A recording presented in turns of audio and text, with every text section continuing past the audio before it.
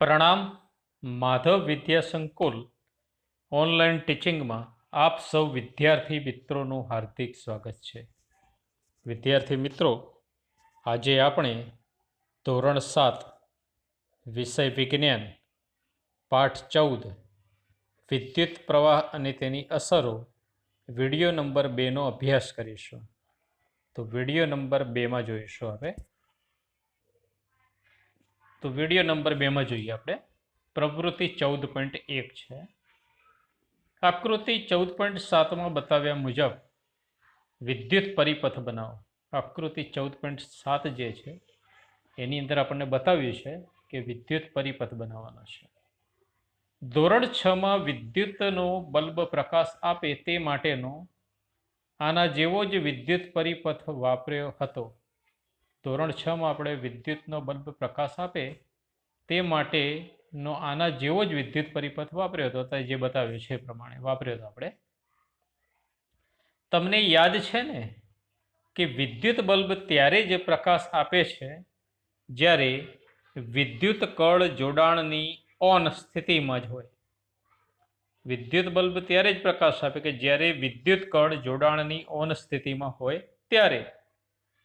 જેવી વિદ્યુત કળ ઓન સ્થિતિમાં ખસે છે કે તરત જ વિદ્યુત ગોળો પ્રકાશિત થાય છે. જેવો વિદ્યુત કળ ઓન સ્થિતિમાં ખસે કે તરત જ વિદ્યુત ગોળો શું થાય છે તો કે એનો પ્રકાશિત થાય છે. તમારી નોટબુકમાં આ વિદ્યુત પરિપથને દોરી લો. આપણી નોટબુક છે એની અંદર આ વિદ્યુત પથને આપણે દોરવાનો છે. જુદા જુદા વિદ્યુતના ઘટકોની સંજ્ઞાઓ પરથી તેની વિદ્યુત રેખાકૃતિ પર દોરો. જુદા જુદા વિદ્યુતના ઘટકોની સંજ્ઞાઓ પરથી તેની વિદ્યુત રેખાકૃતિ પણ શું કરવાની છે આપણે કહેવાનું દોરવાની છે.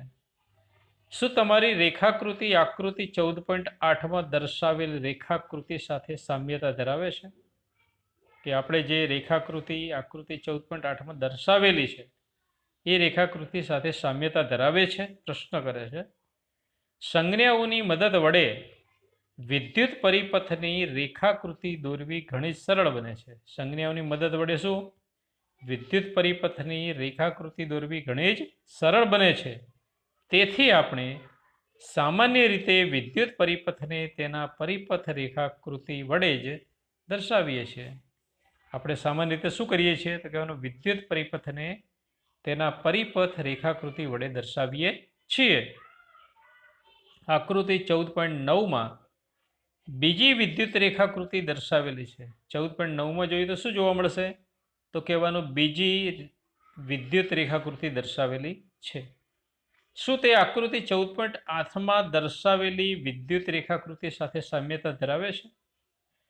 જે આકૃતિ 14.8માં દર્શાવેલી વિદ્યુત રેખાકૃતિ સાથે સામ્યતા ધરાવે છે પૂછે છે.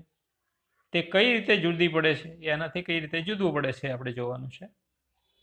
શું આ વિદ્યુત પરિપથમાં બલ્બ પ્રકાશિત થઈ શકશે? આ વિદ્યુત પરિપથની અંદર આ બલ્બ જે છે પ્રકાશિત થઈ શકશે એ પૂછવામાં આવે છે. યાદ રાખો કે જ્યારે વિદ્યુત કળ જોડાણની સ્થિતિમાં ઓન હોય અને વિદ્યુત પરિપથ સંપૂર્ણ થયેલો અહીંયા આપણને એક આકૃતિ આપી છે એમાં વિદ્યુત પરિપથની આકૃતિ છે. એમાં એક સેફ્ટી પિન લીધેલી છે, એક બલ્બ લીધો છે અને એક સેલ લીધો છે. તો સેલ જે છે એના પ્લસ અને માઇનસ ભાગ છે.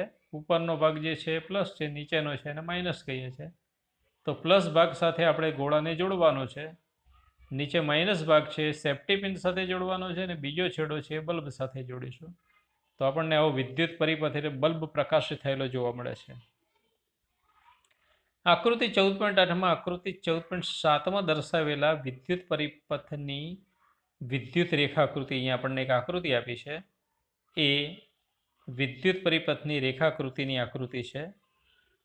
ત્યારે જ બલ્બ પ્રકાશિત થાય છે. ત્યારે શું થાય છે કહેવાનું તો કે બલ્બ પ્રકાશિત થયેલો જોવા મળે છે. બલ્બની અંદર પાતળો તાર હોય છે. બલ્બની અંદર શું હોય છે? પાતળો તાર હોય છે જેને ફિલામેન્ટ કહેવામાં આવે છે. પાતળા તારનું શું કહેવામાં આવે છે તો ફિલામેન્ટ કહેવામાં આવે છે. એના નીચે અંડરલાઈન કર્યું છે, તમારે યાદ રાખવાનું છે. પાતળો જે તાર છે એને ફિલામેન્ટ કહે છે. શું કહે છે? ફિલામેન્ટ. જ્યારે તેમાંથી વિદ્યુત પ્રવાહ પસાર થાય છે ત્યારે એની અંદરથી શું તો કહેવાનું વિદ્યુત પ્રવાહ પસાર થાય છે ત્યારે તે પ્રકાશ આપે છે. જ્યારે જો એને વિદ્યુત પ્રવાહ પસાર કરવામાં આવે તો એ પ્રકાશ આપે છે. જ્યારે બલ્બ ઉડી જાય છે ત્યારે તેનો ફિલામેન્ટ તૂટી જાય છે. જ્યારે બલ્બ અંદરથી ઉડી ગયો હોય ત્યારે ફિલામેન્ટ શું થાય છે તૂટી જાય છે અને પરિણામે બલ્બ પ્રકાશિત જોવા મળશે નહીં. જો બલ્બની અંદર રહેલો ફિલામેન્ટ તૂટી જાય તો શું પરિપથ પૂર્ણ ગણાય? શું બલ્બ આ સંજોગોમાં પણ પ્રકાશ આપતો રહેશે? તમે કદાચ નોંધ કરી હશે કે પ્રકાશ આપતો વિદ્યુત બલ્બ ઉષ્ણ બની જાય છે. તમે જાણો છો શા માટે? જો ફિલામેન્ટ તૂટી જાય તો બલ્બ પ્રકાશિત આપતો નથી. એટલે ફિલામેન્ટ હોય તો જ બલ્બને પ્રકાશિત થયેલો જોઈ શકીએ છીએ આપણે. 14.2ની અંદર વાત કરીએ કે વિદ્યુત પ્રવાહની ઉષ્મીય અસરની વાત કરીએ. એક વિદ્યુત કોષ, વિદ્યુત બલ્બ, વિદ્યુત કળ અને જોડાણ માટે તાર લો. આકૃતિ 14.9 મુજબ વિદ્યુત પરિપથ તૈયાર કરવાનો છે. શું કરવાનો છે? 14.9 મુજબ વિદ્યુત પરિપથ આપણે તૈયાર કરવાનો છે. આ પ્રવૃત્તિ માત્ર એક જ વિદ્યુત કોષનો ઉપયોગ કરીને કરવાની છે. આમાં શું કરવાનું છે કે એક જ વિદ્યુત કોષનો ઉપયોગ કરીને આ તૈયાર કરવાનું છે. આપણે વિદ્યુત કળને ખુલ્લી ઓફ સ્થિતિમાં રાખો. શું વિદ્યુત બલ્બ પ્રકાશ આપે છે? જ્યારે ઓફ સ્થિતિની અંદર રાખીશું તો એ બલ્બ પ્રકાશ આપે છે આપણને. બલ્બનો સ્પર્શ કરો. બલ્બને શું કરવાનું છે? સ્પર્શ અડવાનું છે. હવે વિદ્યુત કળને જોડાણની ઓન સ્થિતિમાં લાવવાનું છે. વિદ્યુત કળને ક્યાં લાવવાનું છે તો કહેવાનું ઓન સ્થિતિમાં લાવો. અને વિદ્યુત બલ્બનો આશરે 1 મિનિટ પ્રકાશવા દો. વિદ્યુત બલ્બને શું કરવાનું? 1 મિનિટ સુધી પ્રકાશવા દેવાનો છે. ફરીથી બલ્બનો સ્પર્શ કરો. ફરીથી આપણે બલ્બને સ્પર્શ કર્યું. તમને કોઈ ફેરફારનો અનુભવ થાય છે? વિદ્યુત કળને ફરી ખુલ્લી સ્થિતિમાં લાવીને ફરીથી બલ્બને સ્પર્શ કરો. જ્યારે ઓન સ્થિતિમાં હશે બલ્બ ત્યારે બલ્બ થોડો ગરમ થયેલો જોવા મળે છે. બલ્બ પ્રકાશ આપે છે ત્યારે તમે અડો તો ગરમ લાગે છે સ્પર્શ કરવાથી. જ્યારે ઓફ સ્થિતિમાં હોય છે ત્યારે બલ્બ ઠંડો બને છે એટલે એની ગરમી ઓછી થતી જોવા મળે છે. 14.3ની અંદર વાત કરીએ આપણે. 14.3 જે છે એના વિશે આપણે જોઈશું હવે.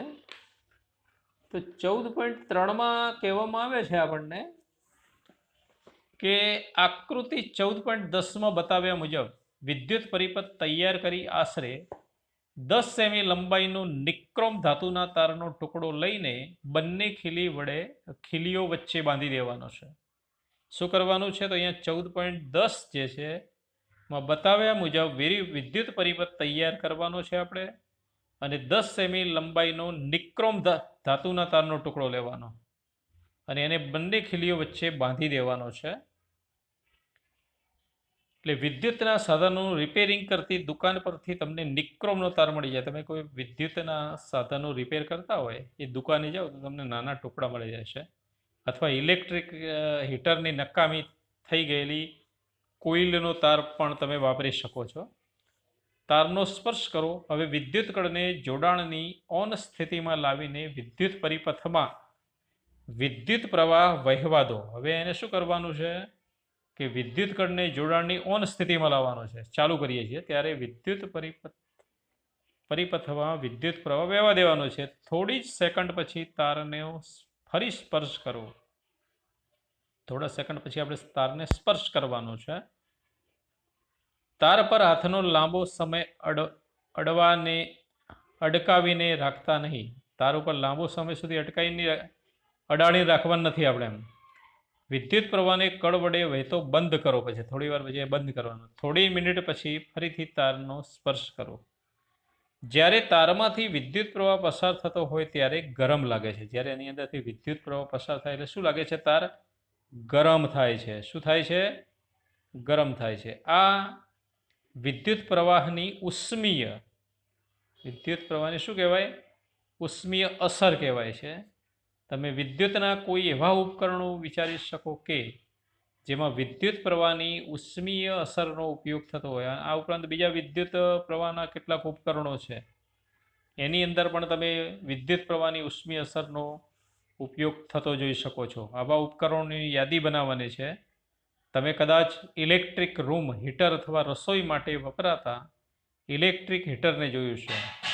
કદાચ આપણે શું તો કહેવાનું ઇલેક્ટ્રિક રૂમ હીટર કે રસોઈમાં વપરાતા ઇલેક્ટ્રિક હીટરને પણ આપણે જોયું. આ બધા ઉપકરણો તારનું ગૂંચળું ધરાવે છે. આ બધા ઉપકરણો શું કરે છે તો કહેવાનું તારનું ગૂંચળું ધરાવે છે. આ ગૂંચળાના તારને એલિમેન્ટ કહે છે. શું કહે છે? એલિમેન્ટ. એના નીચે હું અંડરલાઈન કરું છું.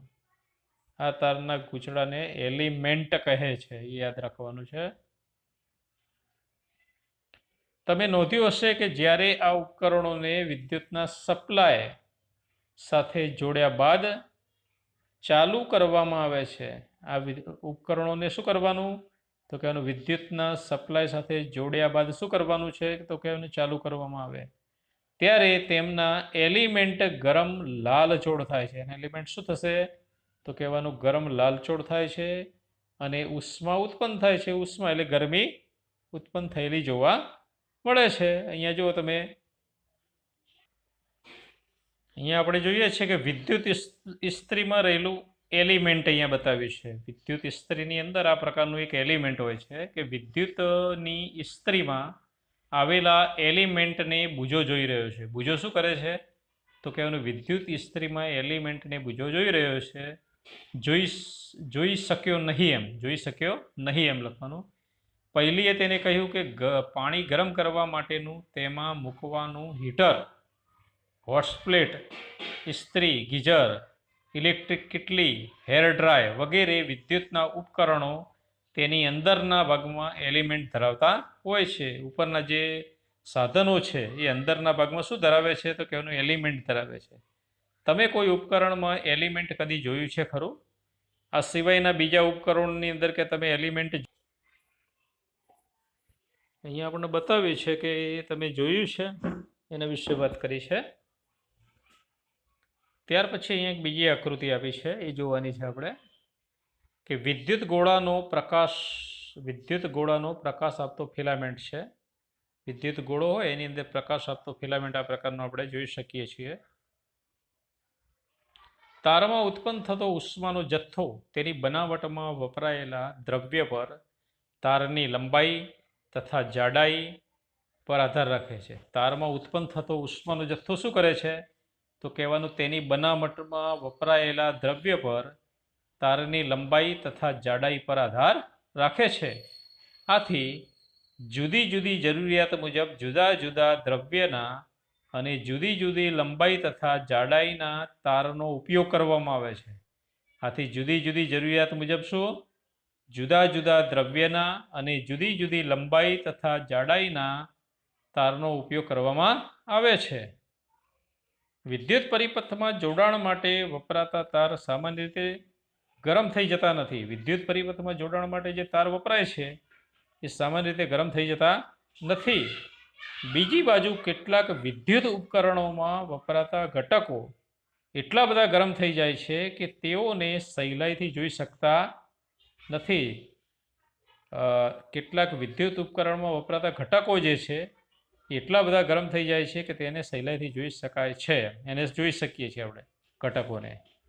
વિદ્યુત ગોળાનો ફિલામેન્ટ એટલા ઊંચા તાપમાન સુધી ગરમ થાય છે.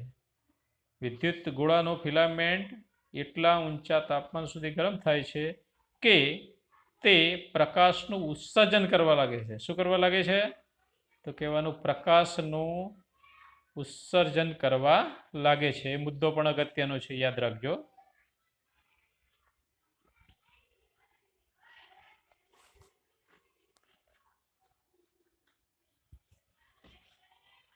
અહીંયા આપણને ટ્યુબલાઇટ બતાવેલી છે પ્રકાશિત થયેલી, અને એ પણ આપણે જોઈ શકીએ છીએ જુદા જુદા પ્રકારની ટ્યુબલાઇટો. અહીંયા નીચે મકાનમાં વપરાતા ફ્યુઝ બતાવે છે આપણને. તો જો તારમાંથી ઘણા વિદ્યુત પ્રવાહ પસાર થાય તો તાર એટલો બધો ગરમ થઈ જાય છે કે પીંગળી તેમજ તૂટી પણ જાય છે. જો તારમાં એટલો બધો ગરમ પ્રવાહ પસાર થાય તો શું થાય? તાર પીંગળી જાય અથવા તો તૂટી પણ જાય છે. શું તારનું પીંગળી જવું કે તૂટી જવું શક્ય છે ખરું? કે તારનું પીંગળવું કે તૂટી જવું એ શક્ય છે ખરું એમ કહે છે. ચાલો આપણે તે ચકાસીએ, એના વિશે આપણે જાણીએ એમ કહે છે. તો તો વિદ્યાર્થી મિત્રો, અહીંયા આપણે વિડીયો નંબર 2 પૂર્ણ કરીએ છીએ. વિડીયો નંબર 3ની અંદર આપણે 14.4 વિશે અભ્યાસ કરીશું. આ વિડીયો તમારે જોવાનો છે. આ વિડીયો પસંદ પડે તો શેર કરો, લાઈક કરો, કોમેન્ટ પણ કરી શકો છો. પ્રણામ.